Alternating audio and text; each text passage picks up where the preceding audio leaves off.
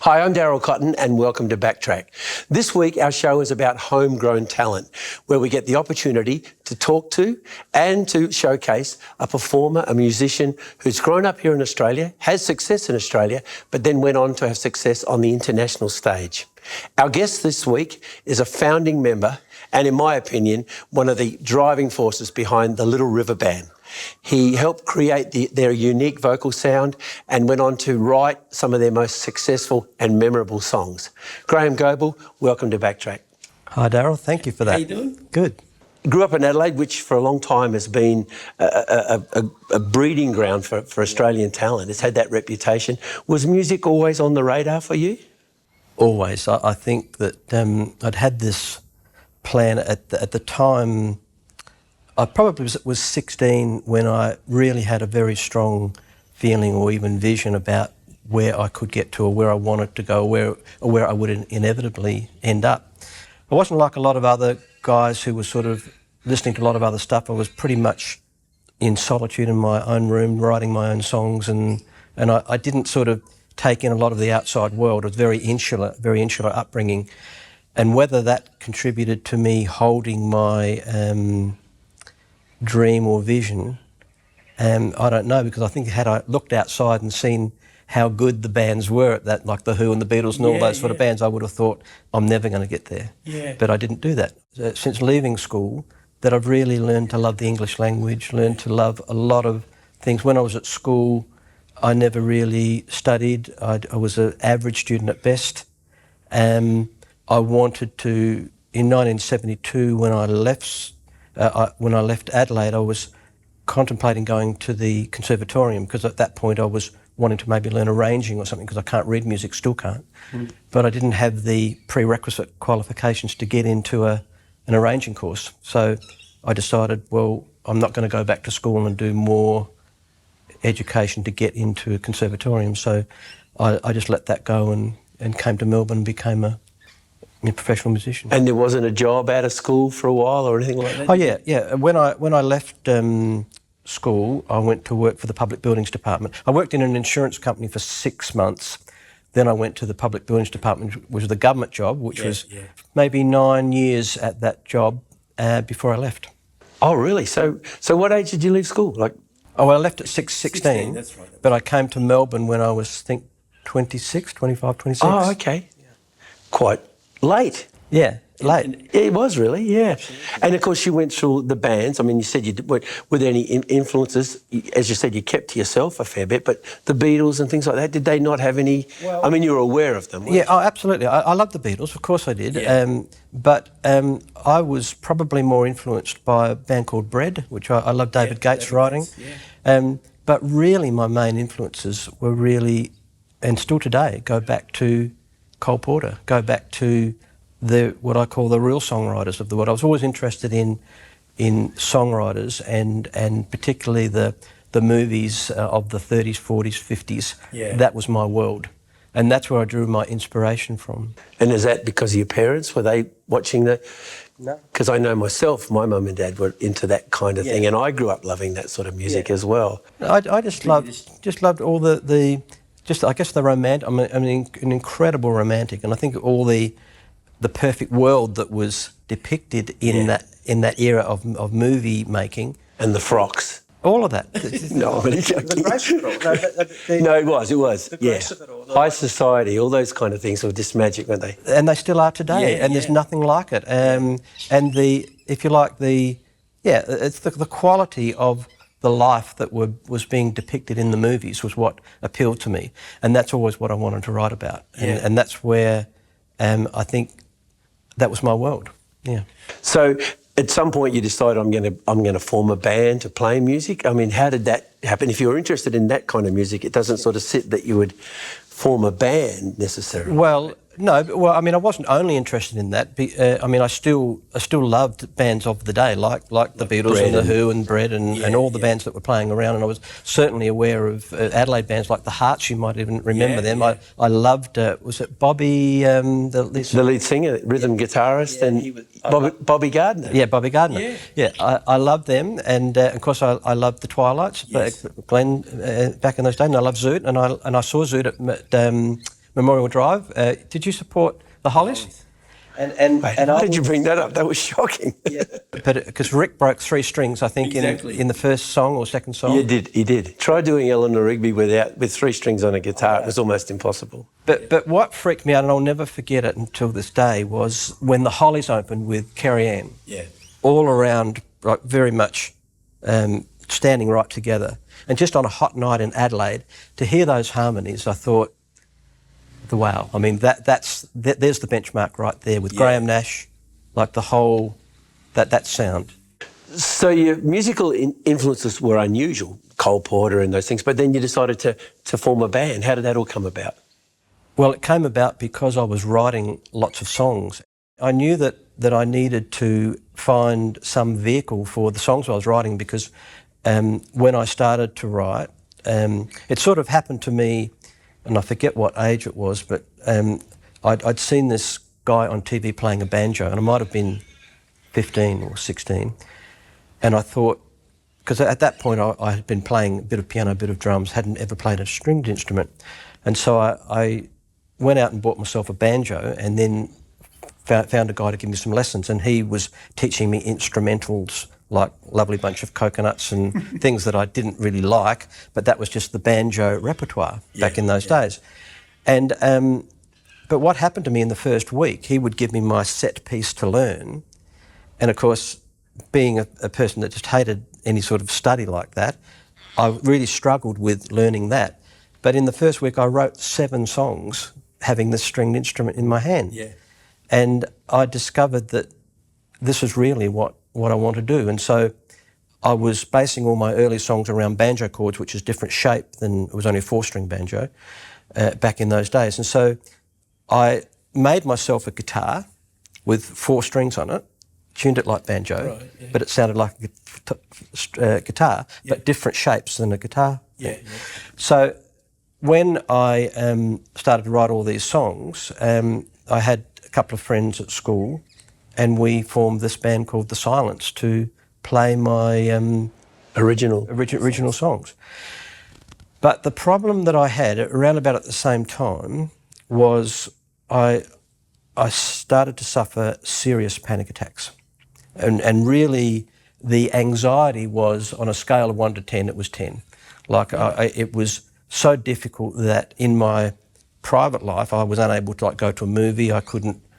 But most mornings when I'd go to work, because I was still working at the public buildings department, I would throw up on the way to work or have to get off the bus 4 stops early as it got into the city because I just couldn't handle it anymore, and I'd throw up and I'd walk into work. I had serious anxiety issues. So when it came to rehearsing and performing, particularly performing, it got so difficult that we only did a few gigs, but 4 days before the gig, I was unable to eat anything. I would just be so anxious about the situation. And the reason I left or broke up The Silence was because I felt, well, I have this desire in me to do it, to play my songs, but it's making me so sick, I can't do it. So I broke the band up and decided that I wouldn't pursue a music career because I just was physically unable to do it, or emotionally unable to do it, I guess you would say. So what changed that made you kind of come back around? Nothing's changed. It's been a battle my whole life, to do this. It's better now, a lot better now that I'm older. But then just the desire in me and the sense of, but this is my path in life, this is what I'm here to do, was so real in me. And I knew that if I didn't do that, I would just go crazy. That's what I had to do. So I formed the next band, which was Travis Wellington Hedge in Adelaide. And can I jump in and say, where did that name come from? The drummer had all these names. He had all these wonderful names, and that was just those days when everything was a bit psychedelic and a bit different. Yeah, true. Yeah. And so he just come up with that, and we said, that will be fine. But I struggled. Travis Wellington Hedge worked a lot around Adelaide, and we started to play 6-7 nights a week, and that helped me a lot. Even though I was still getting sick, physically sick before the shows, struggling to do the shows, and working a day gig as well, doing 7 gigs a week.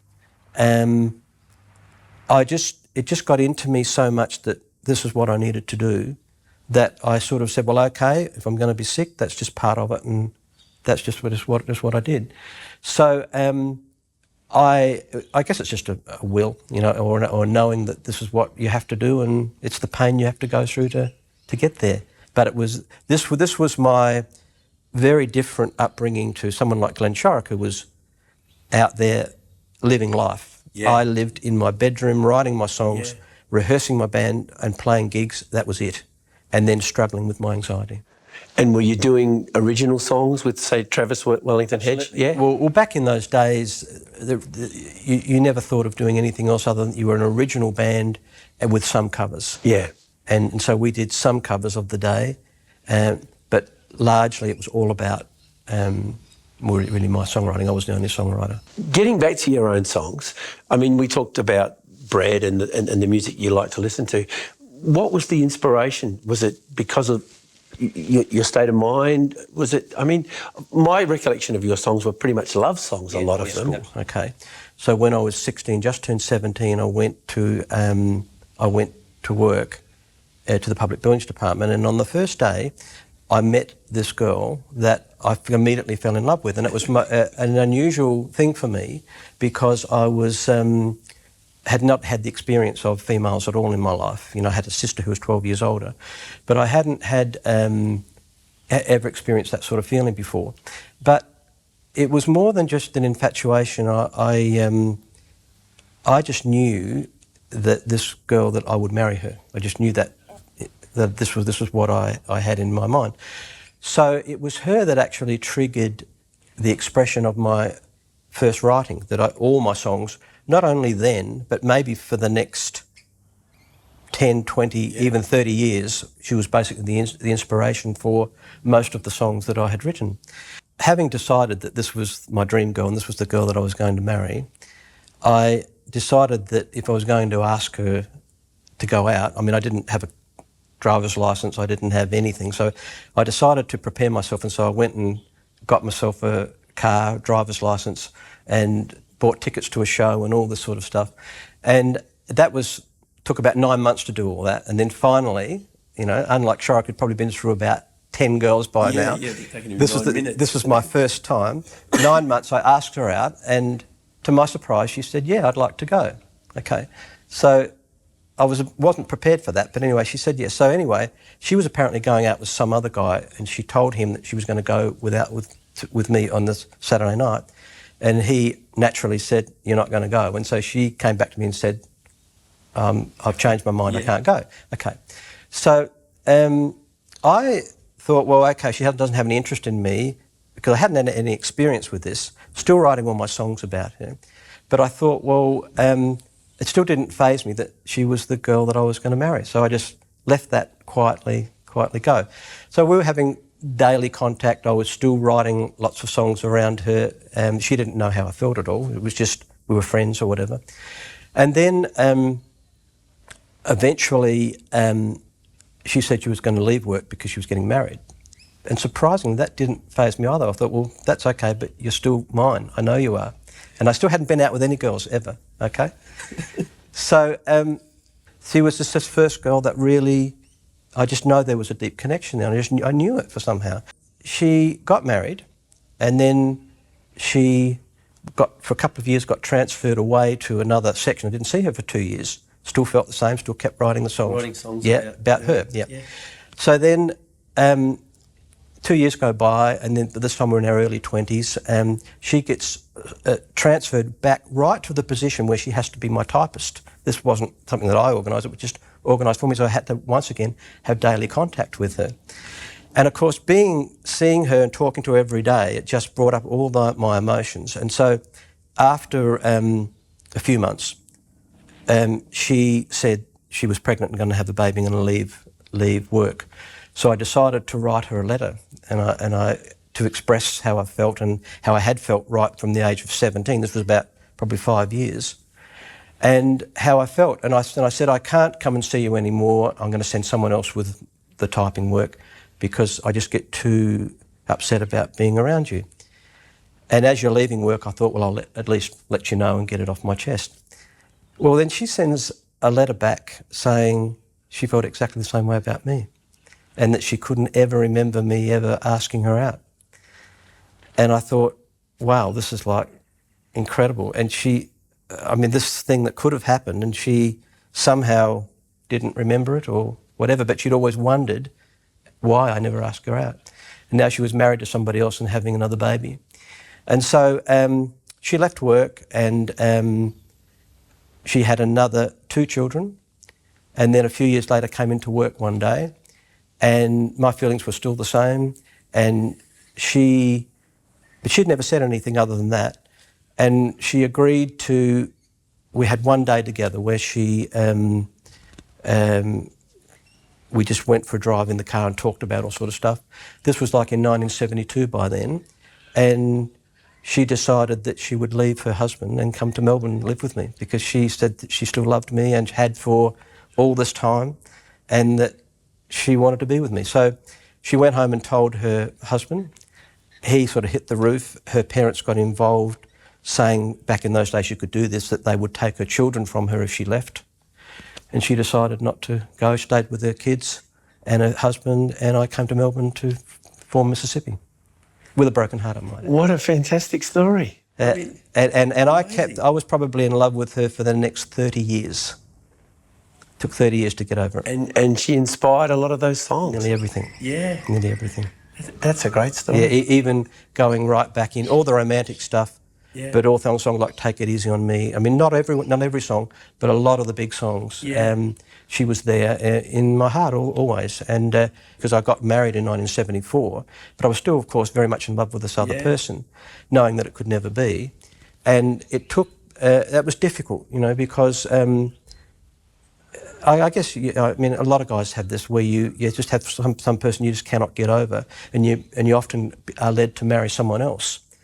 And I did, and we were married for 22 years, and it had a lot of good times with it. But it was always this other person was the one that I really wanted in the beginning. Yeah. The gift she gave me, of course, was the inspiration and the feeling to write songs, because you see, I know that all songs are autobiographical, and as a songwriter, you can't write a great song unless you've been really turned inside out. If you want to write something that's going to really pull at the heartstrings, you've got to have been there yourself, and then you've got to have the courage to be able to write it and tell the world about it, which is what I did. It's just the way it is that sometimes when 2 people love each other, they're just not meant to be together, and I think that that's the way I accept that it is. Yeah. All right, back to the bands. Yeah. We got your inspirations. Yeah. Travis Wellington Hedge, you left that band, you decided to never left any band. Travis Wellington Hedge, yes, I left it, but I took half the band with me. Yeah. So in other words, I technically left the name, and 3 of us stayed together, called it Allison Gros, and got 2 or 3 other guys, which is what I'd done to get to Mississippi, to get to LRB, that I kept a nucleus of people that I was working with that seemed to be on the same avenue or the same direction as what I was going in. Because when you're in a band, and you might know this, you're not all going on the same train, you're not always haven't got the same vision. And that's why bands don't seem to last for very long, is because they come together, like the Beatles, and they come together, they have a vision for a short amount of time, and then, like ABBA, and then it's just over, because everyone's grown. From the day you come together, you start coming apart, don't you? You know that in a band. Yeah, yeah. And so the mission is to try and keep it together for long enough, and then when it stretches too far, you break. Yeah. And that's what was happening. It's easy now that I can talk about things because I'm older. Yeah. It all seems to have a different perspective now. I'm not in a relationship, so there's not anybody to hurt or to be concerned about. Yeah. And it's sort of like years later when I wrote Please Don't Ask Me. It was sort of a situation where I'd only been married for 4 years, and I had this very strong feeling for this girl in Adelaide still, but I had a new wife that I'd been married to for 4 years. But then I fell hopelessly in love with this person on the road.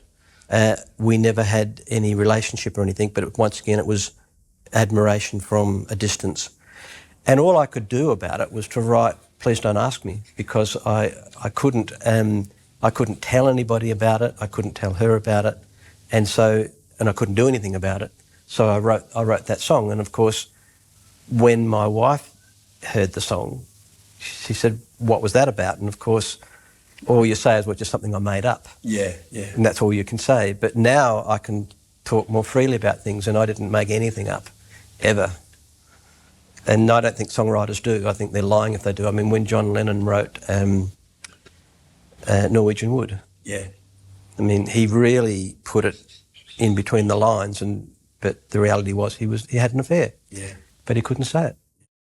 And I didn't realise until recently, Beeb told me, that John Darcy was actually an early member of Zoot. He was the original, he was the guy. He was the one that got you all started. got us all together. Yeah. Beeb knew him. I went to school with John Darcy. John introduced me to the Hollies, to that. He was from Manchester, and he developed my love for harmony, and yeah, so he was like a founding member. I think we were called Times Unlimited in those days. Yeah.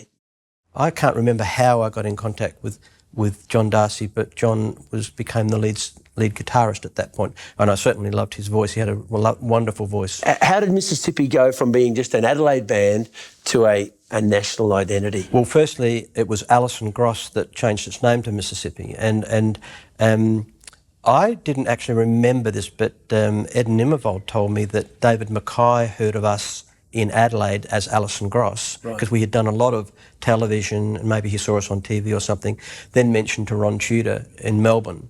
Yep. And Ron brought us over. He was with the Fable label at that point, and Ron brought out the Allison Gros band to Melbourne to record, and that's how we sort of started. And after we'd sort of come over for the weekend and do a single and then go back to Adelaide. Yeah. So that was how we started to get into the serious recording side. Yeah. Previous to that, we had recorded a couple of things with a local Adelaide label. Yeah.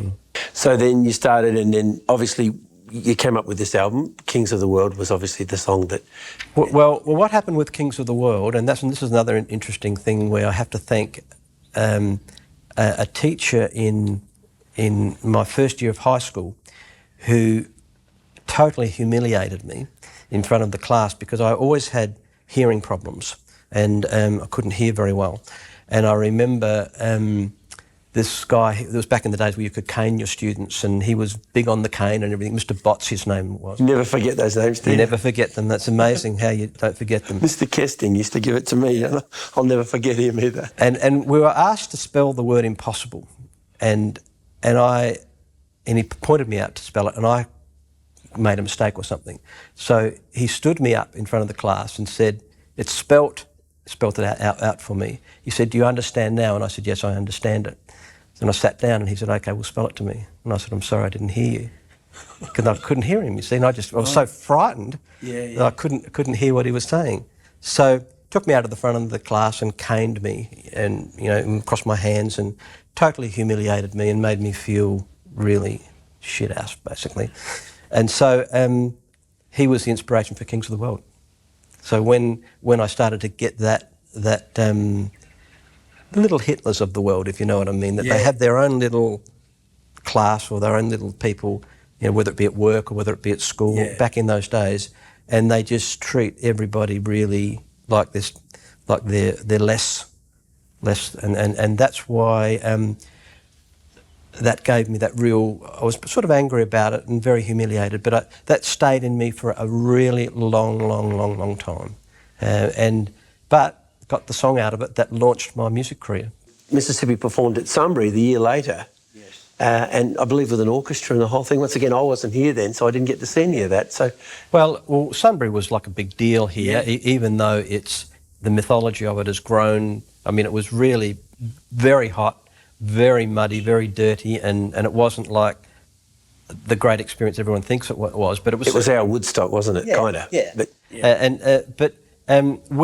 Because we had the hit song Kings of the World, and it had a lot of strings, we decided to go there with the string section of the orchestra that we used in the studio. So that I think it is possibly the first time an Australian band had performed with an orchestra back in '72. So it was hot, it was difficult, but we got a very good reception. So it was like us really starting out on the road to professional music, I guess.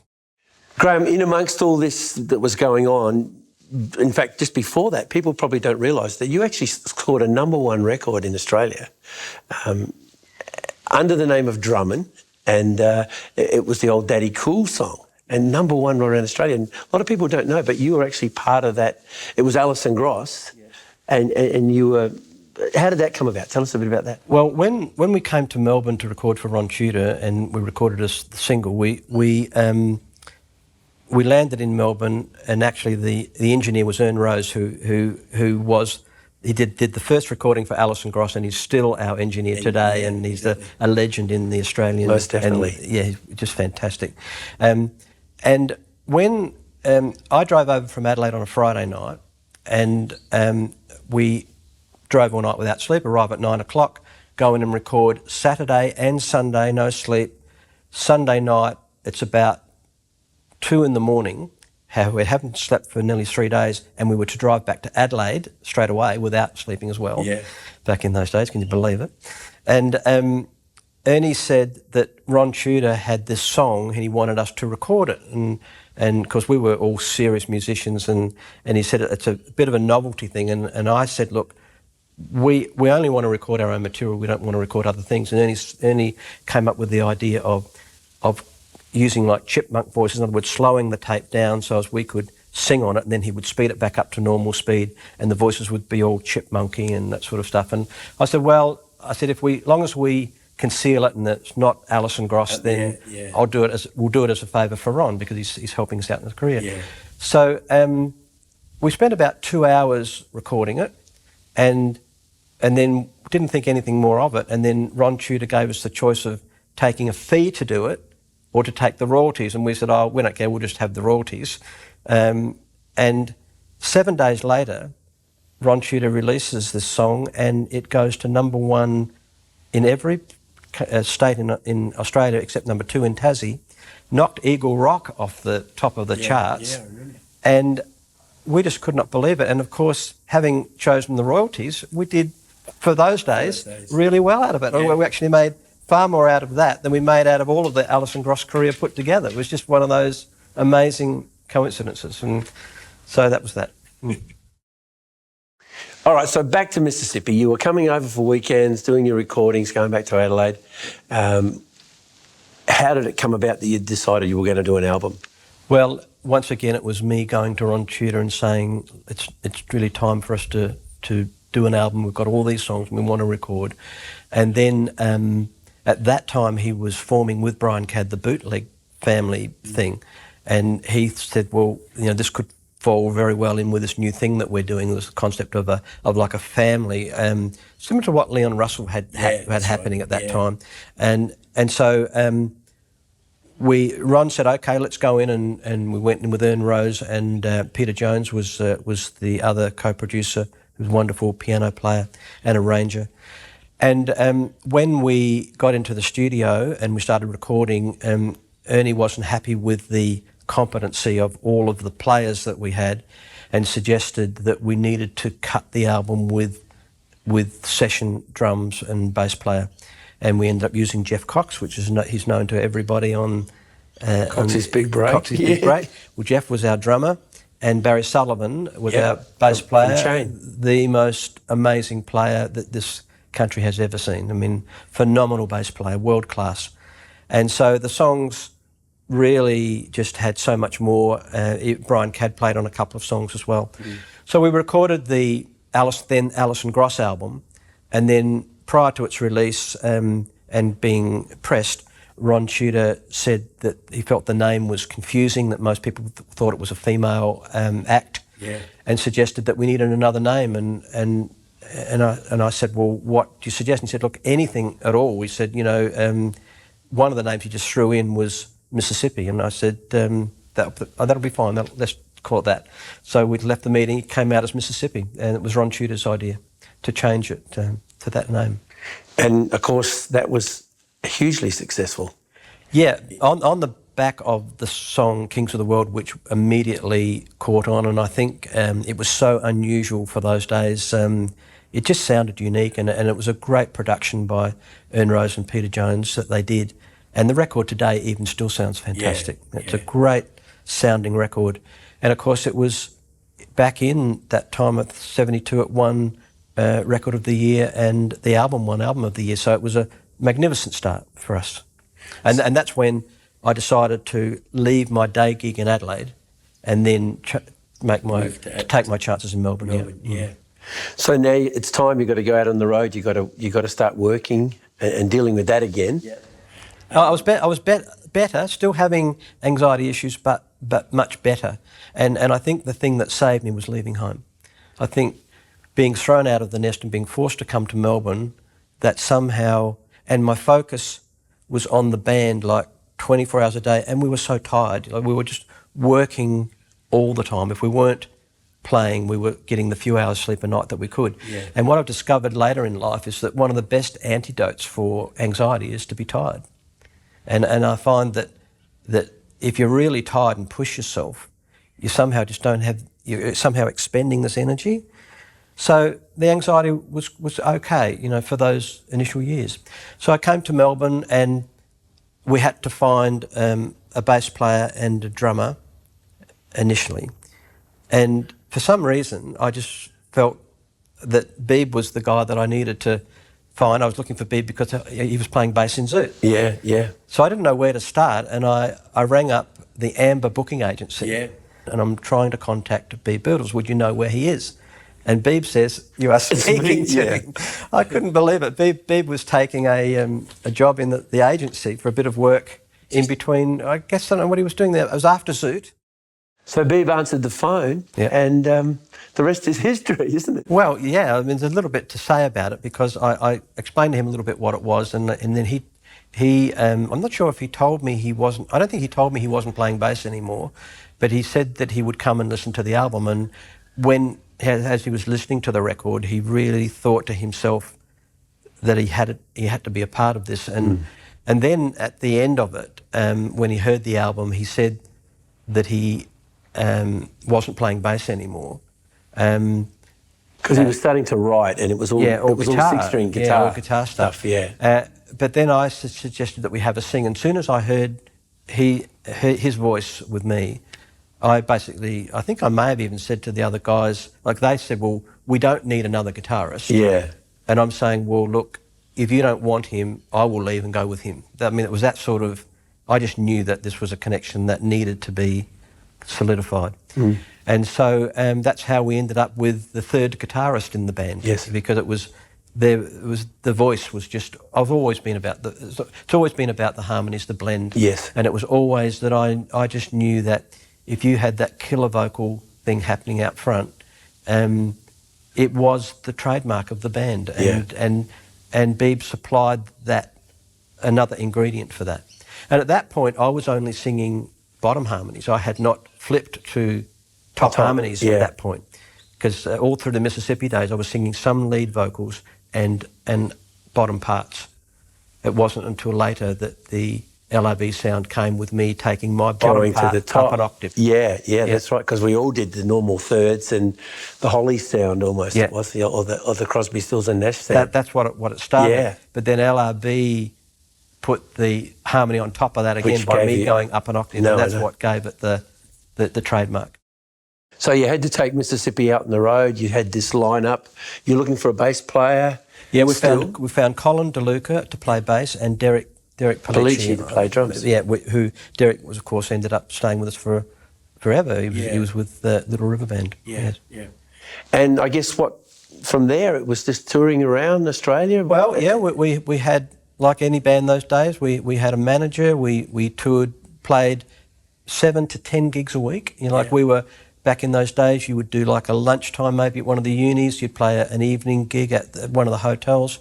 We'd be touring all the states. We had our truck with our roadie. We would all travel in the truck, lying on the top of the gear, going across the Nullarbor on a dirt road. I mean, those were the days, but that's what we did. When did Charlie Tamahai join Mississippi? I remember seeing you at the Q Club one night. Yeah. We had John Mower, who was the lead singer, and then eventually John left, and we decided to have instead of having a singer out front, we decided to come down to a 5-piece. But Charlie's vocal, just his bass playing, everything, it was just fantastic. So Charlie came in '73, I think, before we went to England. And then Harvey James too. He had a little stint. Yeah, Harvey joined. He joined fairly late. Yeah. But Harvey James was. He brought a whole nother thing to the band as well. After Russ left yet again, Harvey came in. Yeah. I've always loved the solo that Harvey James played on a song called Will I? Yeah. Which I have a little connection with. Yes. Because we were all waiting to find out whether we were going to be called up for national service. Yeah, absolutely. Because you used to get a letter in those days saying, you've been called up, basically. And I started thinking to myself, will I ever get to build a home? Yes. Will I have to fight in a war? And I put this onto a cassette and left it with Beeb. And then next thing I hear, you guys have recorded, which I was actually thrilled. Yeah. And I loved the solo that Harvey played. But from your point of view, how did that song come about? I think it was a very catchy and just a great song. We were looking possibly to do another album after the first Mississippi album, and Will I we used to play it in live gigs, and we'd often do a 12-minute version where we just go on and on with the end part, and people would join in, and the audience loved it. So we recorded it because we really liked the song. And it was Beeb singing lead, which was something a bit different, than at that point we had Charlie, and with Charlie and Beeb together, I mean, they were two wonderful singers, so it was just a natural for us to record it. And it was, a modest hit. It wasn't a number one, but it was really good, very well known. A simple sort of melody in it. Yeah. I never got any credit for it, though. That's what used to bug me the most.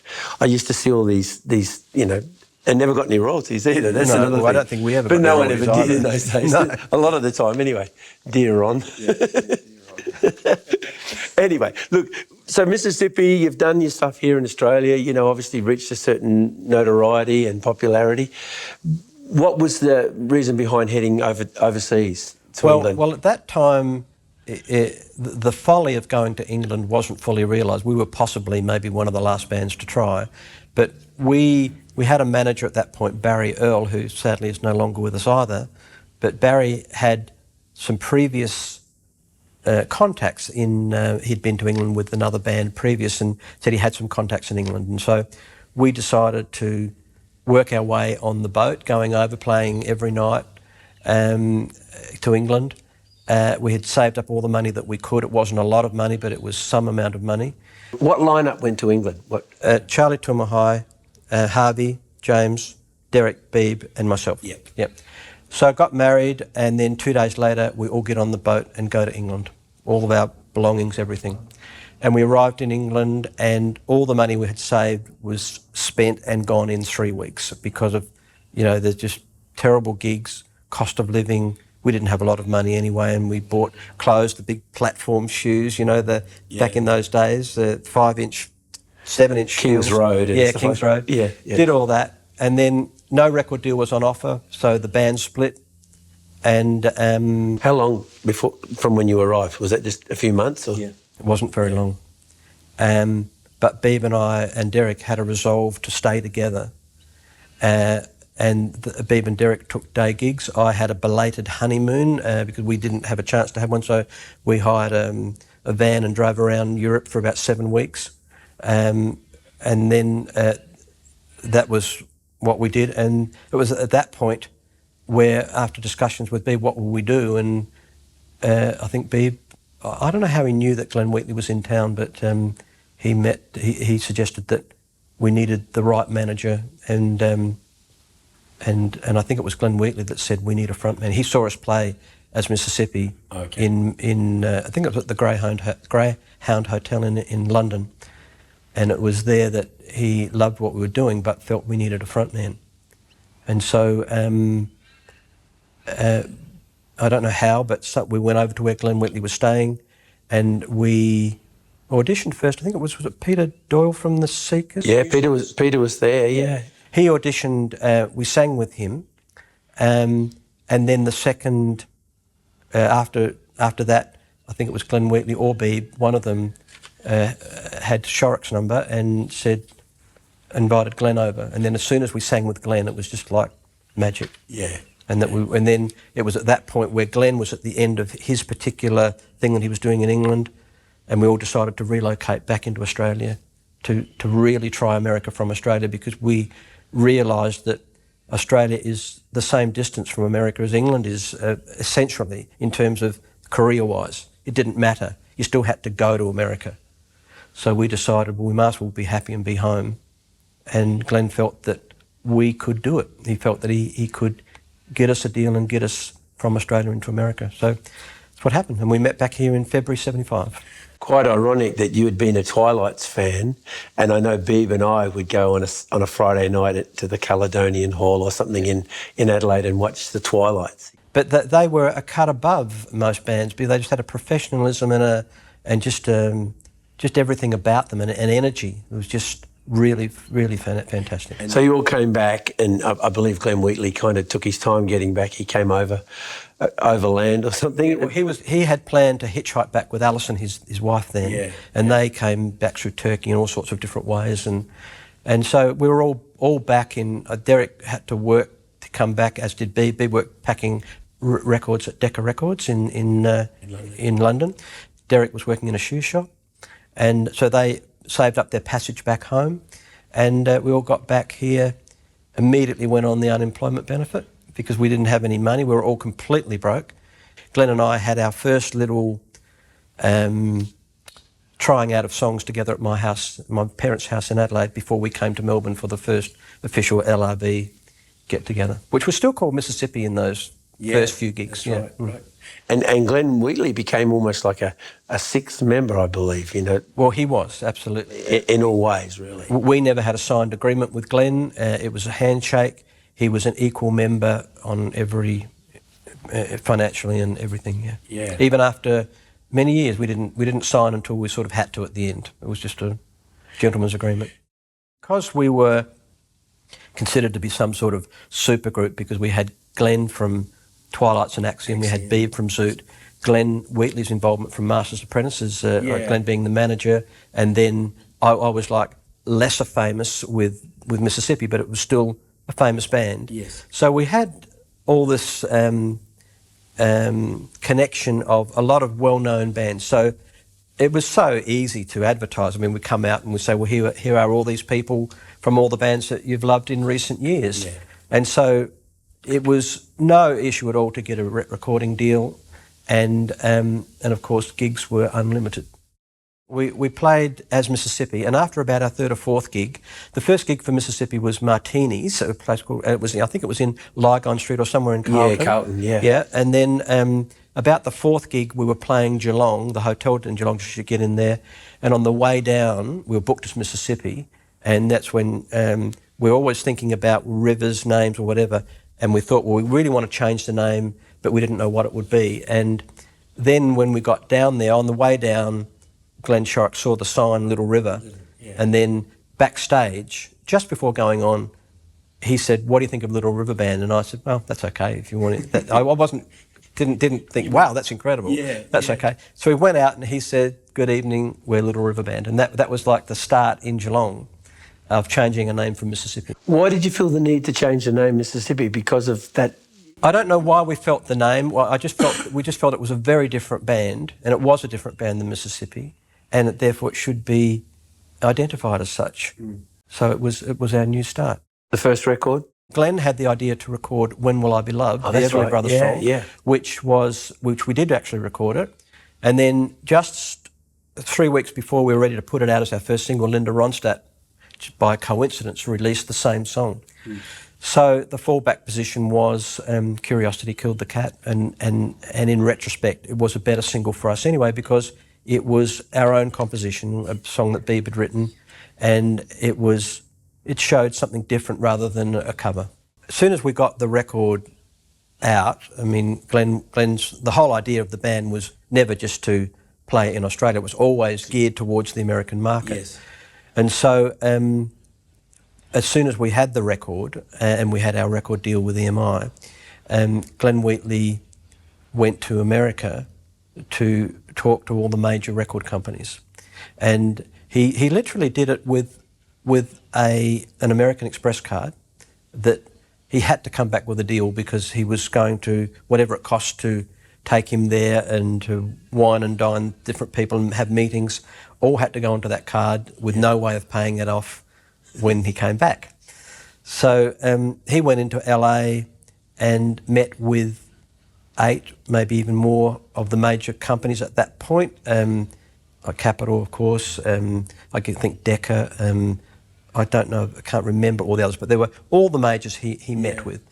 And of course, it was getting close to Christmas, would have been 1975, and he had not got a positive response, not received a deal anywhere, and he was starting to get a bit concerned. And the last person he met with was a guy called Artie Mogul, who was the guy that supposedly had discovered Peter, Paul and Mary, discovered Bob Dylan, bit of a legend over there. And so Glenn goes into this meeting and gives him a reel-to-reel tape. Artie Mogul turns around, puts it on his machine, and it was the first song of the LAB album, It's a Long Way There. An 8-minute song, an 8-minute song.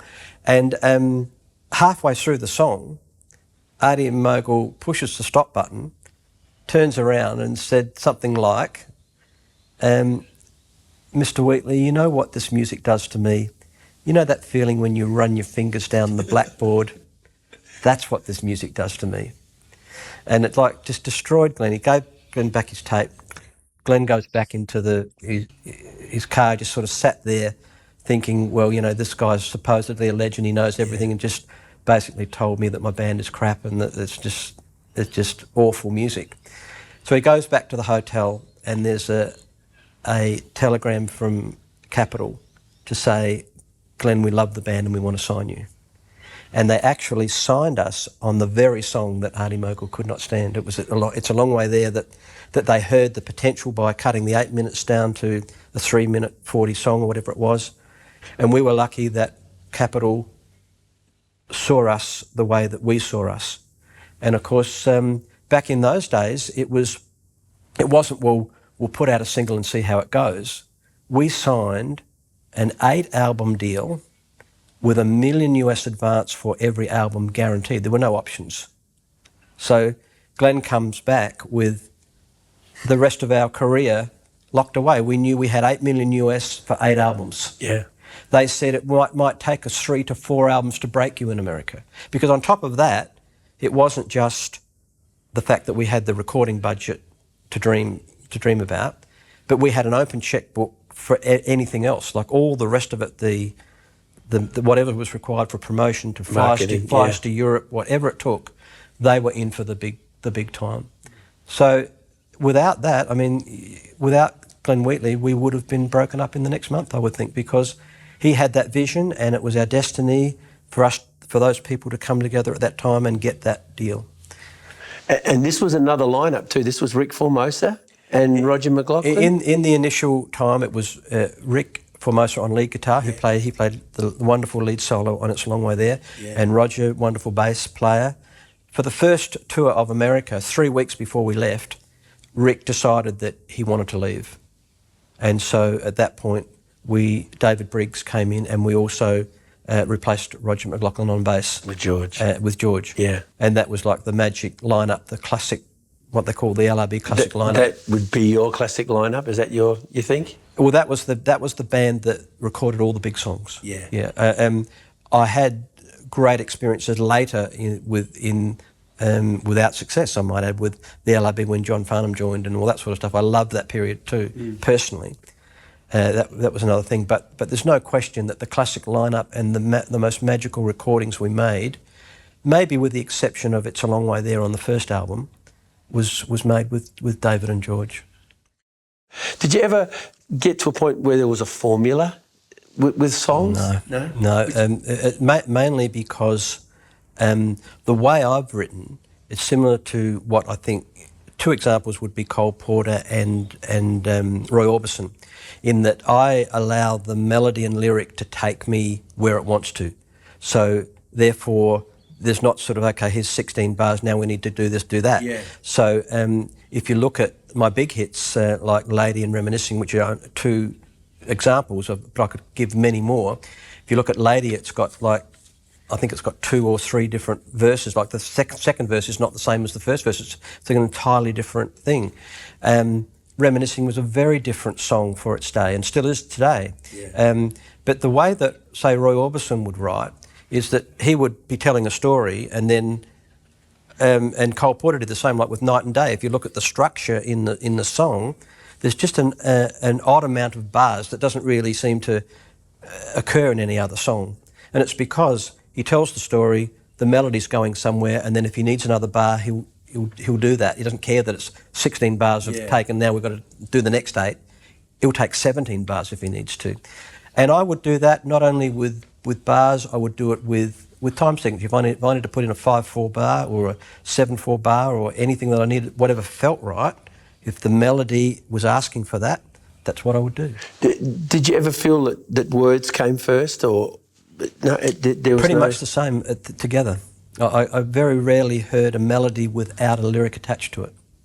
It was sort of like the whole concept of a song would be there, and it would just, particularly in the early days when I was very prolific, I would write very quickly and get the essence, okay, this song is about reminiscing or this song is about Lady, and I would be able to sit down and say, well, this is what it's about. And it would just sort of flow, pretty much. Have you got a favourite Graeham Goble song? I think my favourite LRB song, and maybe one of my favourite songs that I've written, is a song called Mistress of Mine. Oh, yeah. And we found out after their death that it was actually Glenn Shorrock's father's favourite song and my father's favourite song that LRB ever did. So it is a favourite of mine. I just loved that song. It was written while I was watching a black and white movie again. We were in Germany, I think it was, or somewhere. There was a Humphrey Bogart movie on, and he was out on the balcony talking to, I think it was Ava Gardiner, and Ava Gardiner said to him that she loved him and whatever, and he responded, in the Bogart way, you don't really feel that way, it's just the heat of the night and the dance of the fireflies. And I thought, that's a great thing. So the opening line to Mistress of Mine is, she's there like the heat, she dances like the fireflies. Yeah. That was my start. So while I was watching the movie, just strumming the guitar, wrote the whole song. The movie finished, I had my song finished, based on the imagery of the Humphrey Bogart movie. Still on the songwriting thing, I've observed over the years that a lot of writers have their purple patch. You're still writing, obviously. Yep. Do you think that you've had your purple patch? Probably not, because you're such a positive person. You'll go to your grave saying, I'm going to write my best song next week, sort of. No, I don't think that's the case. What's happened to me recently is that I write a lot less. I've written a song in the last year, one song, and I've been working on this song for the whole year. It's obvious that I will never have, well, I shouldn't say this, but I don't believe I would ever have a hit like Reminiscing or Lady again, because it wasn't just the songs, it was the whole mechanics around it with the record companies and the industry the way it was. It's just not possible today that I can think of how you would ever have that again.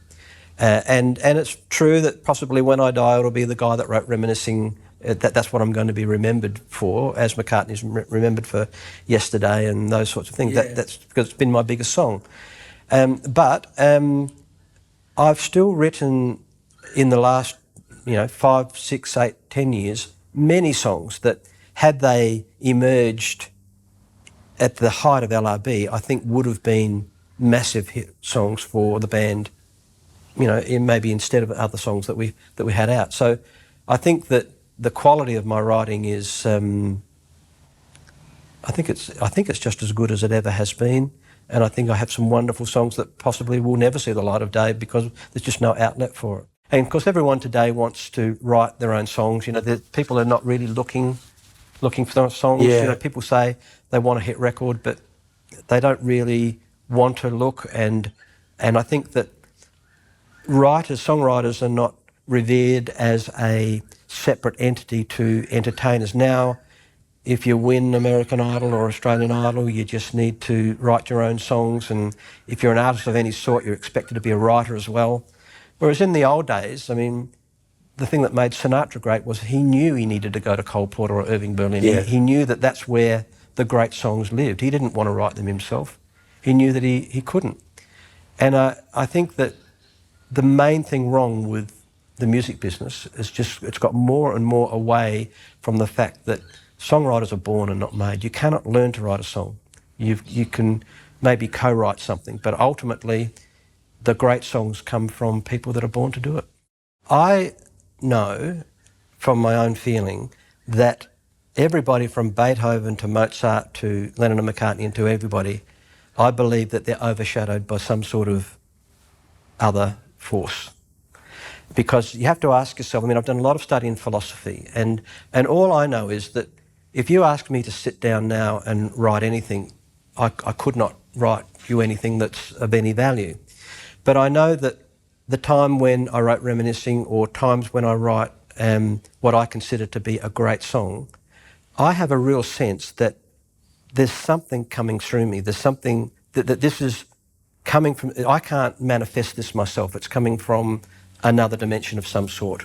And this doesn't sit easy with a lot of people, but I just believe that that's the true source of greatness. And I think that when the Beatles were together, those four people came together, and there was some sort of, as with Beethoven, as with Mozart, and as with any writer, some sort of higher force channeling ideas through them. And at some point in their life, as with Billy Joel and with everybody, and at some point that inspiration or that force goes away, or it's not sought anymore, and possibly because the people concerned are not realising that it's actually there.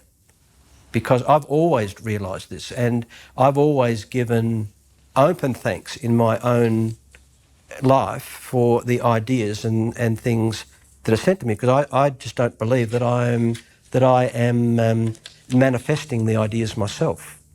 I think that when I get an idea, or particularly just things like sometimes I might write a lyric and I think that is absolutely fantastic, but I just think, well, how could I think of that? It's just so brilliant that I just couldn't think of that myself. It's been given to me. So I guess the difference with me and with maybe a lot of other people is that I openly acknowledge the help of higher forces, of higher beings, if you like, in my work. And so not only have I don't want them to go away, because I always ask for that inspiration. Sometimes if I'm looking for something, I will go to sleep and just say, I really need to work out this chorus. And more times than not, wake up in the morning and it's there. Where does it come from? I mean, you didn't think of it when you were asleep. It's coming from somewhere else. Is it true you added a letter to your name? Yeah. Put an E in there. To create a different I felt vibration? Or, no, not a vibration. I'm not making fun of it at all. I'm trying to understand it. Numerology and feng shui and all of the things like astrology and clairvoyancy, and I'm interested in that because I've had too many amazing experiences in my life that work for me. So that's all I can say. I'm not saying everyone else should do that, but I just find that very interesting. I think our soul experience and my life experience and my destiny is something that I've always been conscious of and always been just accepting of. So when you get divorced and when things don't go well, you just say, well, okay, that's just part of the game. You all decided to buy land in different parts of town because there was a spiritual thing happening. I actually went out to Glenn Wheatley's piece of land, which was at Sunbury, when you guys were on tour, and I used to water the plants for him. Yeah. A tiger snake nearly bit me one day. Thanks, mate. Well, part of the journey was that at one point in that early 70s, Glenn and his wife and me and my wife were involved in, for only a very short amount of time, just some sort of spiritual movement that was involved in buying land. You should live in a certain place and you should paint your house in a certain colours and you should wear certain colours, and it was sort of that sort of thing.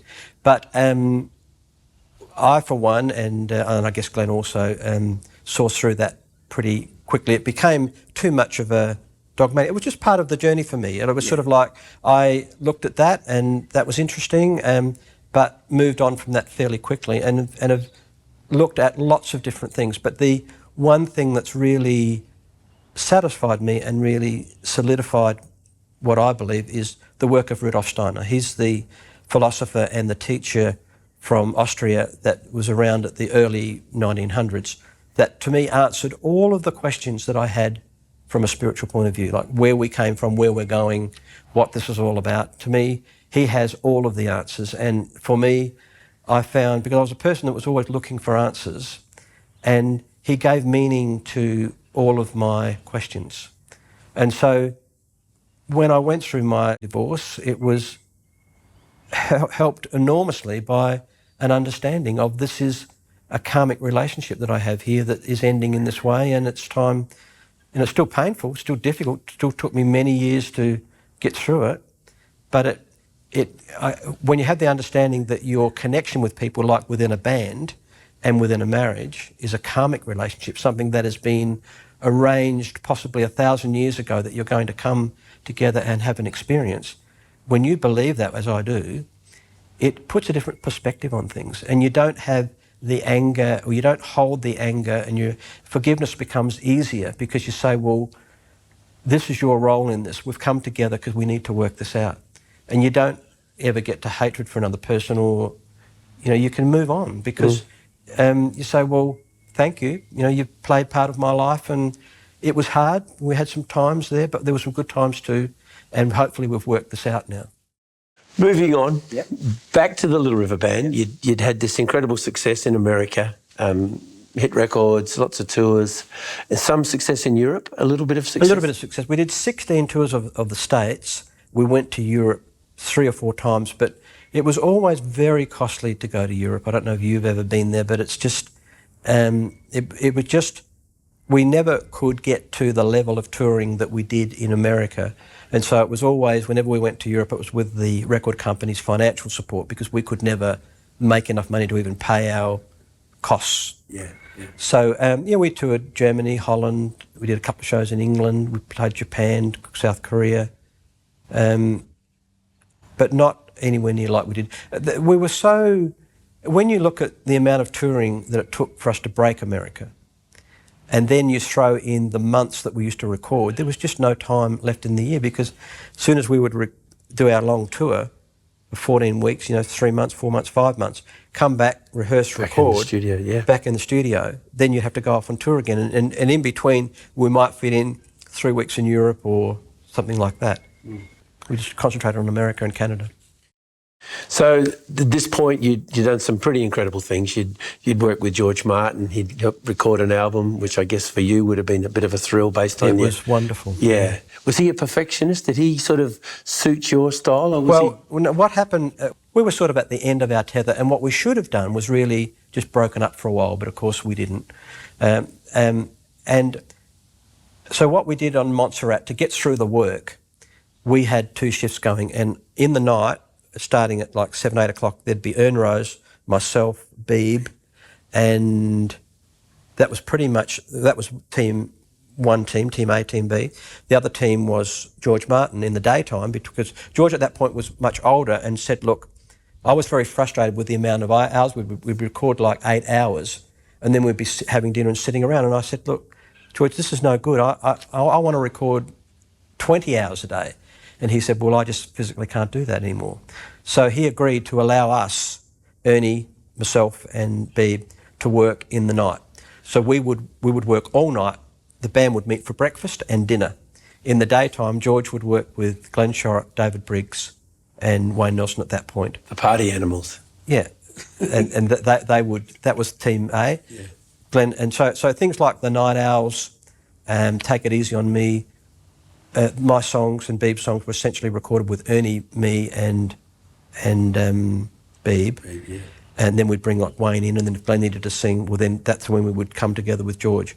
But having said that, we did have a lot of time with him, and we did work with him on some things. So, because the songs that Team A were doing, we needed to do our parts on those, so that was working, and vice versa. Yeah. But that way, I was able to get through all my work in about 3.5 weeks and come home, because I was really a long way away from home and didn't really just want to be there. So I did all my work and left, and that was the way it worked. But the great thing about Montserrat was the Beatles stories. I mean, George was so wonderful with being able to, anything that we wanted to ask about the Beatles, he would tell us. And of course we had Jeff Emmerich there as well, who was the engineer for all the Beatle recordings as well. I've read his book, it's a great book. Fantastic. And just quickly, my favourite story, I was having dinner with George one night and I asked him, my favourite song was We Can Work It Out. It still is my favourite Beatles song. And he said, I said, could you tell me about that, George? And he said, Lennon and McCartney had this argument, and they had this big argument one day. The next day, McCartney goes up to John Lennon and plays the song, Try to See It My Way, only time will tell if I'm right or I'm wrong. Yeah. And George said to me, without batting an eyelid, after McCartney sang that verse, he said Lennon picked up his guitar and just sang right back to him, life is very short, but there's no time for fussing and fighting, my friend. And he said then the band got together and they recorded the song. I mean, that's the genius of songwriting. Yeah. I mean, it's just, to be able to respond in the moment like that is just awesome. But I might add, I certainly don't compare myself to those guys, but it was a similar thing with when I wrote, Beeb had been writing the song I'm Coming Home, and he had the verse, and he came to me and asked me if I could help him, and almost as he was playing me the verse, I could immediately hear, since I've been away, I could just hear that. And so Beeb had been pretty frustrated with that over a couple of months, and he played it to me, and I said, well, what about this? And I just played it to him, and he said, oh, you bastard. Like I've been there for months trying to get it, and it was just, but Beeb was always grateful for my help. But it was sort of like, I seemed to be able to respond quickly, that if someone plays me something, I can either say, well, look, I've got no ideas, or I can hear where it needs to go. Because that's the process I use in my own writings, that when I'm writing something, if I've got a verse, I don't do anything other than say, well, where is this leading to? And so I play, and then I think, well, okay, it just needs to go here, because I can sort of hear where it needs to go. And that's the way I approach my own writing. So it's pretty much, I never sit down with anybody and write in the moment, but I usually say, well, okay, as I did when I wrote with you, I think you gave me something. I gave you, and you added and then I just added that back, because I thought, well, that's what it needed. Yeah. No, I picked that with I'm Coming Home. I thought, this is Graeham here. Yeah. And it's usually the payday things, it's usually the chorus, it's usually the bridge, the middle eight, that lifts it up to this next level, sort of. You see, at the time, like Beeb and I were really writing together. We had songs that we loved that the band were not doing. I was really getting frustrated with writing so many songs and them not being accepted, that Beeb and I, under the Capitol Agreement, had an option to record a duo album with a nice budget, and we were able to do that because Capitol was part of if any side people wanted to record, that they would fund that as well. So we recorded our album, and of course I think it would be truthful to say that we were wanting to be Hall & Oates. I mean, we were pretty disenchanted and would have had, and Capitol knew this, of course, and so therefore there was no promotion for us whatsoever, because had we had a success in America as a duo, I think it could have led to Beeb and I leaving the band and doing our thing, because it was just less hassle. I mean, it was, the band was, Little River Band was creating great music, but it was difficult for us all to be in that collection of people. So we wanted a way out. We didn't want to leave the band and have no career. And so Beeb and I made the attempt to have a duo career, and it's something that we would have dearly loved to have had. And we're very proud of the duo album. I think there's some great songs on there, and I think would have been commercially successful had it been promoted. But given some more promotion, there was too much. I think there was too much at stake in it being successful. So it was. I thought it was David Crosby and Graham Nash. Well, that was. I always thought like that. Well, they were our pin-ups too. We loved both of those too. Did you ever feel like at some point you know, Brian Wilson was the writer and the producer, and he just stayed home and let the rest of the guys... Absolutely. I would have loved to have done that years before I did. Yeah. Touring was not what I wasn't my preferred thing. But where would the band be without my high harmony? I mean, that was the sound of the band, and they just, it would be very difficult to find anyone to cut that. It was part of what the band was all about. And it wasn't just the fact that I needed to be there for the vocal. I mean, may I say, you can see what's happened to the band now that I'm not around. I mean, with the cover band that's out there, there's just, it's like a rudderless ship. And I think that I needed to be there because once you're on the road, there's all sorts of things that need attention. And I was the guy to do that. That was my role. But I would love to have just stayed at home and, you know, done the Brian Wilson. Done the recording and the writing. And I enjoyed, I mean, I once said very early in my career that once the band walks on stage, I felt that my job was finished. You know, it was sort of like, it was the rehearsal, the recording, preparing the troops to go on stage, and once we were on stage, that was not the main role that I was there for. Yeah. All right, so we'll get to the point now where Glenn's decided he wants out, or was he told to go? He was told to go. He was told to go, yeah. I was unhappy with the fact that any song that I wrote, Glenn would always sing.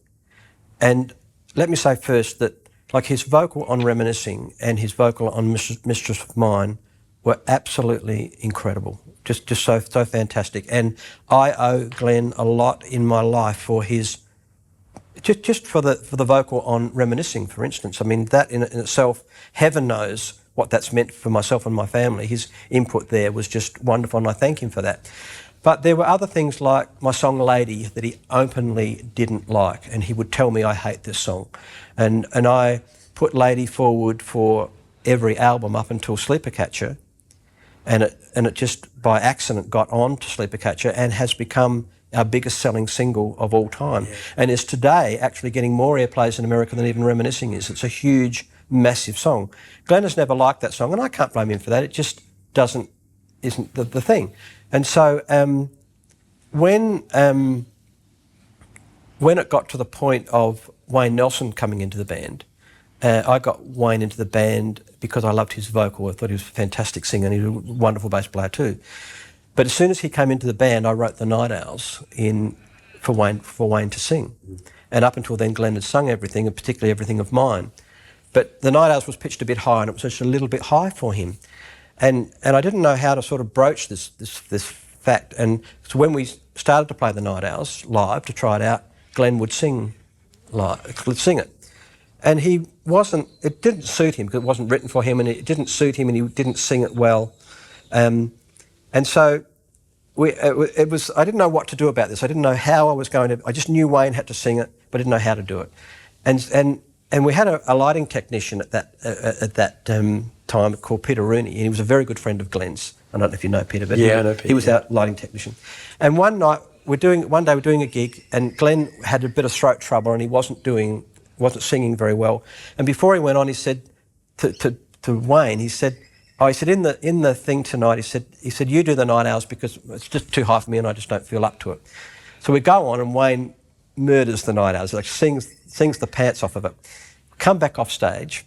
Peter Rooney comes backstage and walks straight up in front of the whole band and says, Wayne, the Night Owls was incredible. You should sing it all the time. And of course, Glenn said, yeah, that'd be a good idea. So Glenn, that was how that sort of, without my involvement, Wayne got any confrontation or anything. Yeah. So then when we went to Montserrat and record, because we were doing the night shift, Wayne did the vocal on the Night Owls, but he also did the vocal, which I wrote for him, Take It Easy on Me. And when the album was finished, Capitol immediately said, well, the Night Owls was the first single. And of course, to go forward a bit, the Night Owls came out, went to number 6. It was the first time that we had a massive hit record without Glenn singing. And of course, that put Glenn in a very difficult position because the next single was going to be Take It Easy on Me, also a Wayne Nelson vocal. And Capitol did not want that at all. And so Glenn had done a vocal on Take It Easy on Me. And at that time, I favoured the Wayne Nelson version. Today, I like Glenn's version more. because I just appreciate it more from where it's coming from. The heart and the soul in it is really fantastic. So I actually went and had a meeting with the head of Capitol and tried to really lobby my point that I wanted Wayne to sing Take It Easy on Me, that I didn't think that Glenn could represent the song as well. Capitol overruled me and said, no, we want Shorrock as the lead singer because he is the face of the band and we cannot have 2 singles in a row with him not singing. So they put it out with Glenn singing, and of course, massive hit again. But the seeds were set, and I had experienced someone else singing my songs other than Glenn. In the meantime, I had produced an album for John Farnham, who I always loved. Well, I was feeling very much that as a songwriter that my songs were being passed over because if Glenn didn't like it, we never did it at all. And there were many songs that I had written because my writing, I think, was developing, and I was writing all sorts of different stuff. And then I had the wonderful opportunity to produce and write 9 of the 10 songs for John Farnham's Uncovered album.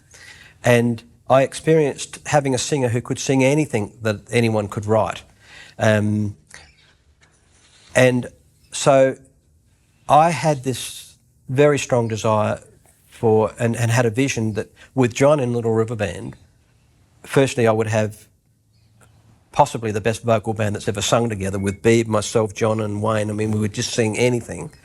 And that we could then take the band to maybe the next level because we clearly had not got to where Fleetwood Mac were. We were sort of less than the Eagles, but I felt that would help. So what happened at a meeting is that I made the point that when Beeb writes a song, he sings it himself, and when Glenn writes a song like Cool Change or Help Us On His Way, he sings it himself. And I said, and I don't have that same luxury, and I said that I want Wayne to sing my songs now, and because I like the way he sings my songs, and I want the choice. If I want Glenn to sing or Wayne to sing, I need to be able to nominate that. Yeah. That was untenable for Glenn because Glenn said, look, I'm the lead singer and I need to be singing the hits. And of course, he's right. So I left him with, and Beeb supported me on this. Derek was going to support me but decided not to in the end. It was just Beeb and I that supported. And then Glenn made the decision to leave. And of course, my plan, of course, was for John Farnham because after there was only one phone call to make, and as soon as we brought John in and could hear the harmonies and the power in the vocal, I mean, it was just like going to heaven. It was just incredible. Because what surprised me about John was not only was he an incredible lead singer, but his sense of harmony was just like astounding. His ability to be able to sing in a vocal group was just better than I'd ever heard from anybody. What happened for me was then that because I needed to sing on top of John, everything got pushed even higher. But then you had this incredible singer, he would be doing like trills and all sorts of amazing things, which I would then, as part of the vocal group, we would be copying because we'd be harmonising with him. So it really put a rocket up us with regard to our singing ability and playing ability. And so that was an amazing period for me and a most enjoyable 5 years. It was 5 years that John was in the band. And even though we didn't have the commercial success, we made some great records and played some amazing gigs with John. John came in when we were recording The Net. We actually started recording The Net album with Glenn Shorrock, and then he left, and then John came in and recorded. Maybe my second favourite LRB song is a song called We Two that we recorded on The Net album. John's possibly best vocal he ever did with us. It's truly amazing vocal. When we recorded We Two with John singing, we all said to each other, including Ern Rose, said, this is our first #1 in America. We thought that it was so fantastic. So when The Net went to Capitol, within 5 weeks, We Two was released as the first single. It was 22 with a bullet in 5 weeks. And we thought this was going to go all the way because it was just on fire, getting added everywhere. Then the head of promotion, who was, I mean, to call it the way it is, money needed to be spent to buy airplay back in those days. Yeah, you never got into the top 20 without money being paid to the right people to get it on air. Capital had the slush fund, they would pay the money.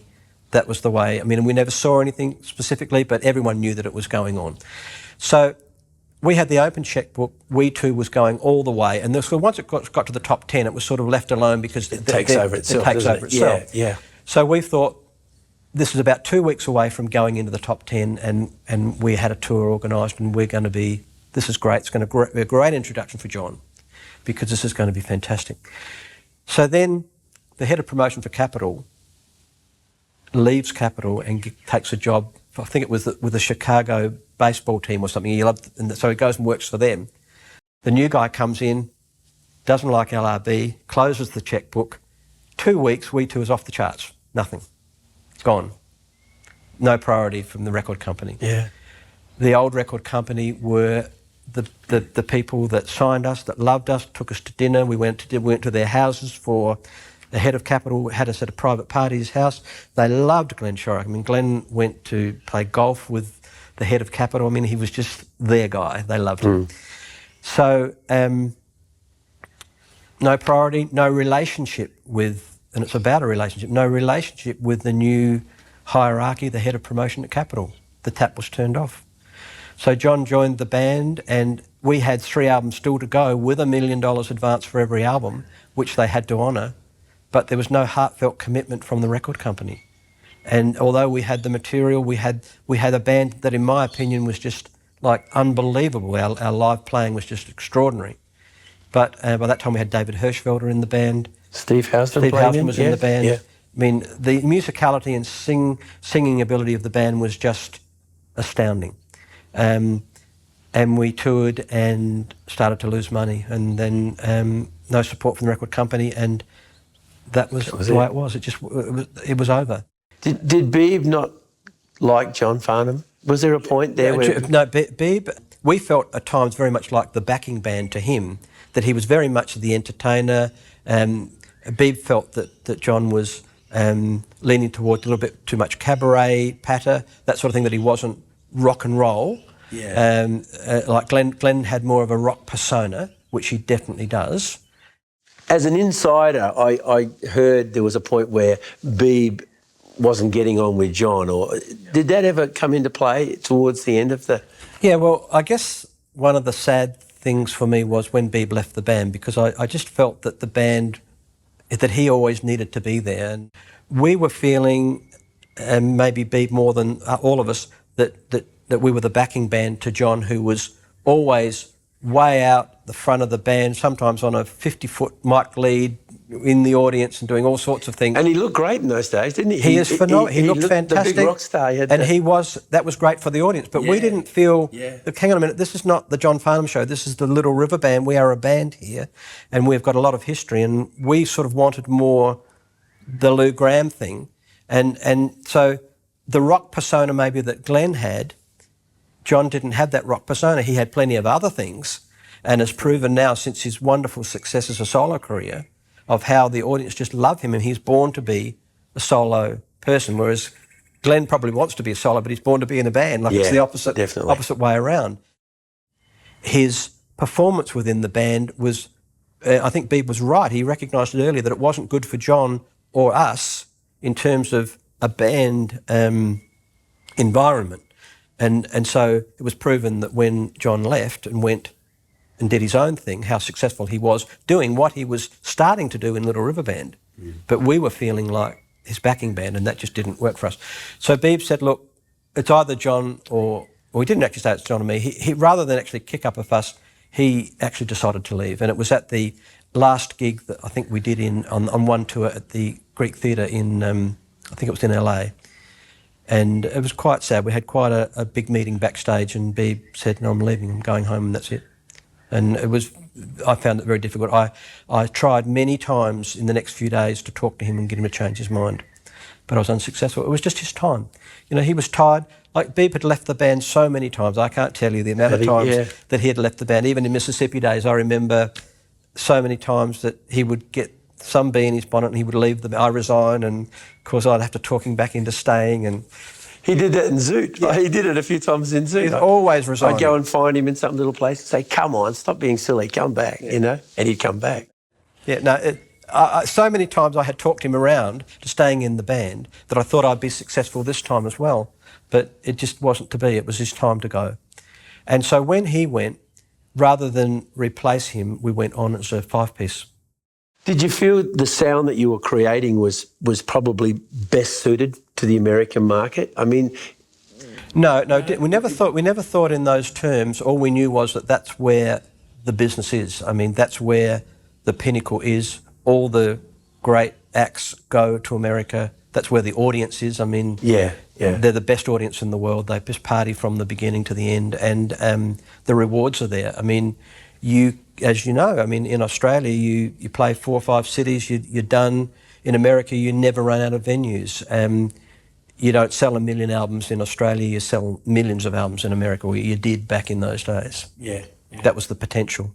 So if we were going to have a career, it needed to be an international career, because we'd all tried and we'd all had enough of just playing the endless pub circuits in Australia. So it wasn't, we wanted the concert stage, and we wanted that on a world level. But there was an unusual combination of personalities. Probably, I mean, I thought it was unusual. Maybe it was not unique to bands. I guess we've all bands have... No, it was very difficult in terms of you get 5 very ambitious people, or 6 very ambitious people, and we had different... You would get close. I mean, Beeb and I were always fairly close. We had a lot of similar philosophies, and we were sort of like brothers in a lot of ways, that we flattered together, and we found each other's company easy to be in. And that wasn't the case with everyone else. I mean, I found great difficulty being in the same room with Glenn at that time, and he with me also. Just the energy of us. Yes. We had different energy, because it's often like when you might go to get a day gig and you go to work, and you find, well, you just don't really get on with these people, but at least at 5 o'clock you can come home and get away with them. Yeah. But with us, we were together 24 hours a day, all the time, and we had to be it was more than just like a day gig. We had to be very intimate together. We had to sing harmonies together. I had to write songs for Glenn to sing, not always the way I wanted them sung. There were a lot of issues, and egos were very strong in those days, and it was very difficult for us all.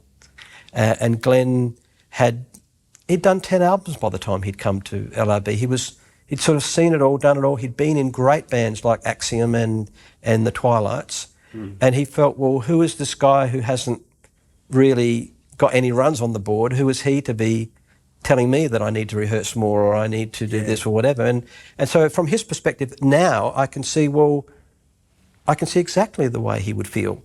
He would feel like the student trying to tell the teacher certain things.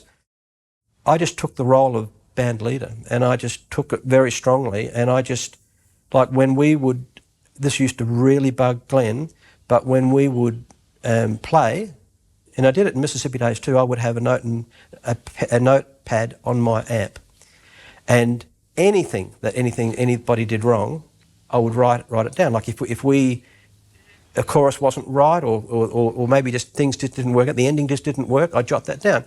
So next rehearsal, I come out and I say, okay, the song, we need to fix this, we need to fix that. And Beeb was a supporter there, because he could see how every time we fixed something, the band got better. And so all throughout the LRB time, like even when we were touring America and when we were big, I would be handing everybody lists of stuff that they needed to sort out, that the band needed to perform. I would go to people's rooms and say, look, George, this bass thing here, it really isn't working. And I would also always, in my opinion, do it in a nice way, because I felt that I was trying to help the band. I would never tell people what to do. I would just say, what we're doing here is not working. We need to find something better here. Even when I was playing on stage, I could seem to be able to hear everybody individually. The big picture. Individually. Yeah. So if Derek's doing like a kick pattern, and I can hear that. And I can hear at the same time if the bass is doing something that isn't quite working with that. Working with that. And in the meantime, we're doing a show. And so I might, after that song, write down, well, the bass and kick isn't right here.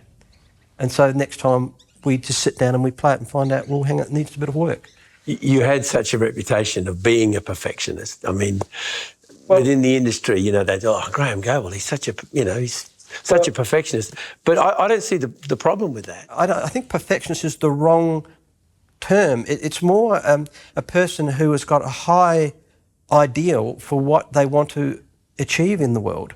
And I didn't want to be... I'd seen so many bands that were under-rehearsed and that were just crap when they go on there. They don't get it together. People aren't playing together. And you see it today with so many bands. They're just under-rehearsed. Whereas I was always more in the Steely Dan camp where everything is important. If the hi-hat isn't working, you work on it and get it right. It is important. If you're going to play anything at all, it's important, or don't play. Yeah. And of course, because we had 3 guitar players, you couldn't just say, well, let's everyone just play what they feel like, because it would just turn out terrible. We had to work out and say, well, OK, this is my role here, because he's doing that, I can't go there. And so everyone had a role. And so consequently, the end result was that we were a phenomenal live band. Yeah. And people... And I think that even though it bugged Glenn a great deal, I think he was very proud of where we got in the end, anyway. No, I agree. I'm not the vocalist, the front man, the wonderful entertainer that Glenn is. So that was what he did. But what I did behind the scenes helped relieve him of all of that, you know. So everyone has their own... I couldn't play bass like George can play, but I could point him in the direction and say, look, here's something here that maybe we can do better there. And then he would come up with... So I look upon my role as to try and inspire people to be as good as they could be. So we're kind of getting towards the end of that era of Little River Band. You've gone to 5-piece. John Farnham's still singing lead. And we had 3 albums, 2 more albums to go after. Oh, really? Well, we had an 8-album deal. The deal, so John joined us on the 6th album, which was The Net. So what was your lineup then? There was Steve Housden? It was Steve Housden, Wayne Nelson, John, Beeb, myself, and for The Net, Derek. But then for Playing to Win, Derek left and Steve Prestwich joined. Oh, right, yes. And that was incredible.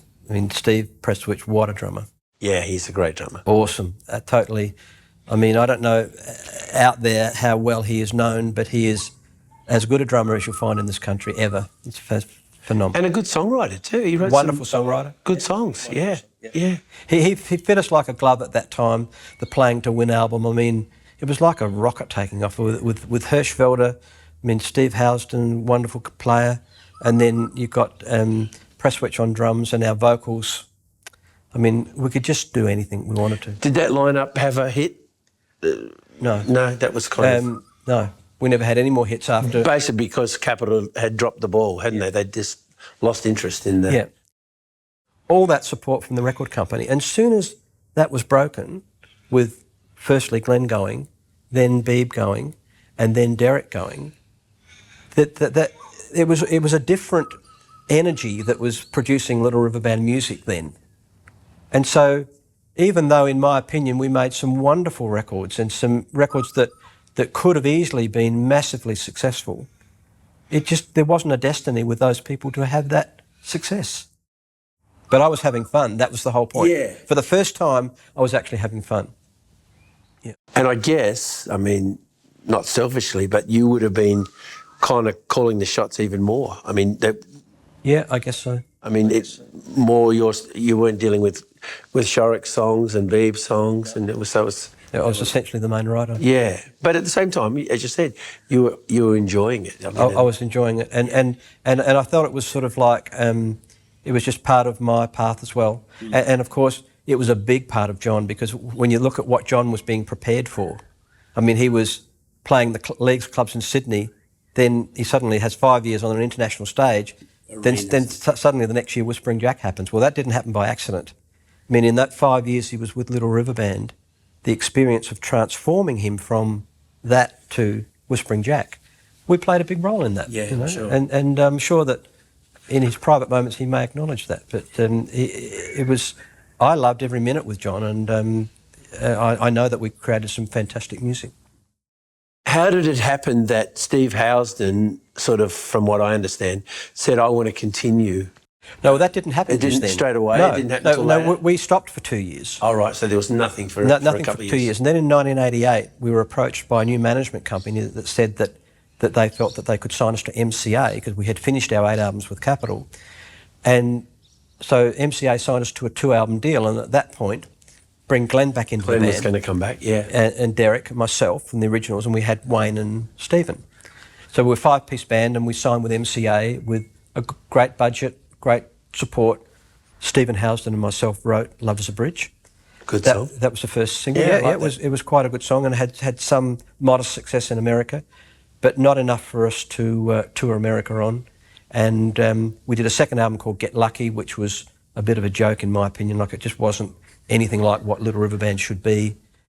About 1990, I decided to leave, thinking that the band would then fold up, because I thought, well, what's the point? I certainly didn't want to do the hits and memories thing for the rest of my life. But so what I did was, we had a company, and I just resigned my $1 share, and we had at that point about $30,000 in the bank. I think I got a cheque for $5 or $6 grand, being my fifth of what was there. I signed a 1-page thing saying, I resign, I'm out. So that left Wayne, Stephen, Glenn and Derek. So surprised, they decided that they wanted to go on. So they replaced me, and I'm proud to say this, with 2 guys, not with one. It was a weird feeling. I went to see them at the Hilton Hotel, and they were sort of singing all the parts, but it just, in my opinion, the harmonies didn't sound like LRB, and I left a feeling a bit strange about that. But it was weird because I'd never stood out in front of the band that I had started right back from the day of the Travis Wellington Hedge, and all these years later I'm standing there, and there it is, gone on without me. When the band got back together in 1988, the lawyers didn't license the Little River Band name from our old company to the new one. They actually transferred the ownership of the Little River Band trademark into this new company. So when we came together, we didn't realise that the company, and I didn't know the company I was leaving owned the Little River Band name. I didn't know that. We never read this 90-page document. Yeah. So when I left and signed and got my little payout, I didn't know until years later that I had signed away my rights to the Little River Band name. It was actually held by this company. So when it came time to have the company valued, it was realised that the value was only in the trademark name. That's all that was there. And so, to everyone's surprise, like Glenn, Stephen and Derek, there was a value of the ownership of the name Little River Band, and all the original members had no rights to it anymore. I mean, an extraordinary thing, but that was the reality. So Glenn chose to take his buyout, which meant then that the trademark was owned by Derek and Stephen. Within a very short time, Derek had had enough and decided to sell his half to Stephen Housden, and that's how he got ownership of the name. And then Stephen decided to just get a bunch of session guys, and now in the last few years has not played with the band anymore, and he has retired and lives off the earnings of a Little River Band tribute band. Tribute band. But calls itself Little River Band. So it's difficult because a lot of people think, oh, well, you shouldn't bother because you're getting paid, but we don't get any money for anything that they do. They earn all the money themselves. We get nothing. They ripped off our arrangements initially and play all of our songs, and we get nothing out of it. It's gone. I guess there was a period where LRB was a little bit faceless, wasn't it? And that's why Steve Housden's been able to get away with this, because he's just been playing an anonymity card and saying to people, this is Little River Band. That's all he says. He doesn't say who's in it. You attempted a reunion a few years ago. With Birtles, Shorrock, Goble. Yeah, which initially you tried to become Little River Band, and then you ran into the legal stuff. All we wanted to do, and as I might add, the original Little River Band, the classic lineup want to do today, is to come together when we want to.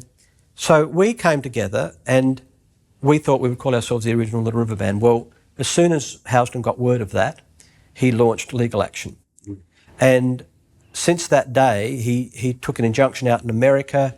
He limited what we could say. He didn't want us to refer at all to Little River Band, that we we could call ourselves what we like, but he was trying to stop us from even referring to the fact that we were once in Little River Band. Yeah. He was so vindictive and so aggressive, and I can't tell you the hundreds of thousands of dollars that he spent legally to shut us up and stop us, and he's been successful, because no promoter in America will touch us without the Little River Band connection. Yeah, yeah. And they can't promote us, and that's what he wants. He wants to keep America in the dark and to keep us away from America, because as soon as we went there and played and sang, everybody would know.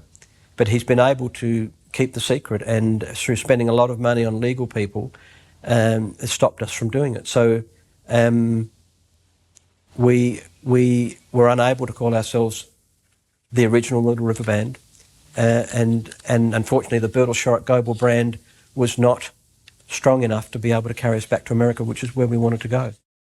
The level of vindictiveness, I'll tell you, that when the ARIA Hall of Fame wanted to acknowledge the classic lineup, yes, and we were inducted into the Hall of Fame, the ARIA were immediately contacted by Steve Howson's solicitors, forbid them to induct us unless he was included. He wanted to be inducted into the Hall of Fame with Little River Band because he owned the trademark. And we decided that we could not, in all conscience, accept the ARIA induction. Sense happened in the end, and he issued a licence to us. It's because we went on and played Help Us On Its Way as Little River Band. Yeah. He issued a licence to us which expired in 24 hours for us to use the name for one day. Now, when the tsunami hit in Indonesia, Steve Bracks went to Wheatley and said, "Can we get the boys back together?" And of course, the answer is no, we can't, because we cannot use the name. We can't say we all wanted to come together and play for the tsunami. We wanted to come together and play for the bushfires appeal. Yeah. But we can't. We cannot go on stage and be announced as Little River Band. This is hurtful to us, because we don't want to do what he's doing. We just want to say, well, okay, all of the original members, we want to play together occasionally. We'd love to, if the occasion comes up, do a couple of shows, or particularly if it's a charity thing like the big ones that we've had, where we're conspicuous by our absence, like everyone's reforming, yet we're just standing here and we're unable to reform. It's not that we don't want to.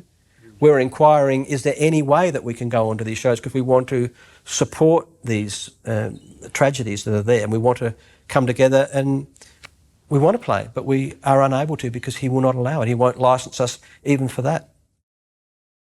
Is there a Little River Band, a favourite moment? When Glenn Fry played with us at the opening of the Expo. I was there. Yeah, where I sang with Wayne and Glenn Fry, Desperado. We did it as an encore around one microphone. Yep. That would be close to the highlight of my musical career. It was just so magical to sing that iconic song with just a piano and the three voices around one mic. That was as good as it got for me, I think. And then the other probably great highlight for me was the Carols by Candlelight we did with John Farnham, where Beeb, John and myself, we sang Silent Night at the Carols by Candlelight. I think it was 1982. And we received the only encore ever at Carols by Candlelight. But it's been quite a career. We've got to just now go to Graeham Goble today. Yeah. Do you still have ambition? Do you still have... No ambitions. Where I'm at today is, I tried after leaving LRB, I did a couple of solo albums with a wonderful Melbourne singer called Steve Wade singing the lead vocal for me. Who later went into the River Band for 4 years, under the Steve Housden time. And then in 2006, I recorded what was my first solo album with me singing lead vocal and singing all of the harmonies. My album was called The Days Ahead, and that was really written and coincided with a lot of the writing was at the time of my divorce, so there's a lot of very heartfelt personal songs there. And then in 2008 I released Let It Rain, which was more based around my all of the studies that I'd done on the Rudolf Steiner philosophy started to emerge around about late 90s, 2000, into some very interesting songs, but more written about spiritual concepts as opposed to romantic concepts and other things. So I put all this together and wrote this, which I'm very proud of, and I felt it was an album that I'd sort of come to earth to write. It was Let It Rain was the album. It's my Sgt. Pepper's, if you like, that what I wanted to do. It's a whole concept album. Finishes with a 16-minute piece called The Initiation Suite, which is a very deep concept, and it's got a lot of study behind it. But that's what I did then. And then I have got, in various stages of completion, another maybe 2 or 3 solo albums that I will probably release. But because now I don't have a record company, I issue my product from my website. All of my things are there for people to buy. And of course, it costs me a lot more to record because I'm still the same perfectionist. I still spend every dime I've got, and I spend years recording an album as opposed to weeks or days. I work with the best people I can with. I have all the great players on my records. So I spend months and years making my records, and when I may get a record out next year, it might be the year after, but I have no time schedule. I live on my own with my children now. I've got 3 of my children living here, and I spend my life writing and recording my music. What's a day in the life of Graeham Goble? That's pretty much it. It's pretty boring. Get up, have breakfast, and then editing these days mainly, because I have my own studio. I do a lot of editing. It's mainly more bringing all the songs along a little bit. Sometimes I might be doing a session with a bass player, or sometimes my son plays bass on a lot of my things these days. But it's mainly, apart from a few domestic duties, it's mainly at my computer working, honing my songs and preparing them. And you still work 20 hours like the No, other? not 20 hours. I'd probably work 12-ish. Yeah. But as I'm getting older, I've let go of any outcome on what I release. If it goes out and it sells 50 copies, that's what it sells. If it goes out and sells 50,000 copies, that's what it sells. And so I don't have any attachment to the outcome, particularly in this business today, because there really is no outcome. There is no business. I mean, it's people steal your product, you put it on the internet and it's gone. It costs a lot more to record properly than what you could ever earn back out of it. So it's not a money thing. It's a thing that I record because I love to record. What do you think of music today? I mean, I know it's a bit of a cliched question, but is there stuff you like? I'm sure there are some very good things around, but I just think that it's nigh impossible to get through.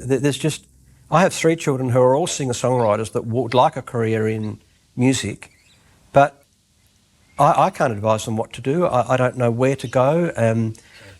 Getting signed by a major label is almost the kiss of death these days. I mean, it's not like you get signed and, okay, the checkbook opens like it did for us and therefore the opportunities are there. I mean, these days you can just as easily do your own marketing and you sell directly. But there are just millions and millions of websites. Everyone's trying. Everyone is a songwriter. Everyone's a performer. And I'm afraid the public has become very... it doesn't value music the way it used to be. It's like takeaway food now, you know. It's not considered... It's considered something that it's always available. If you want to hear something, you just go on YouTube or you just go somewhere, you steal it. Or I mean, I certainly don't do this. I pay for my downloads.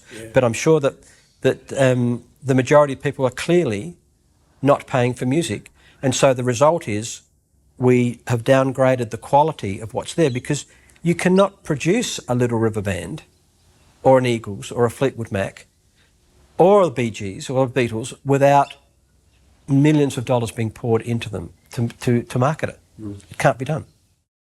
Graeham, it's been fascinating. It's been an absolute pleasure. Thanks for joining us. Thank you, Darryl. I thoroughly enjoyed it too. Thank you.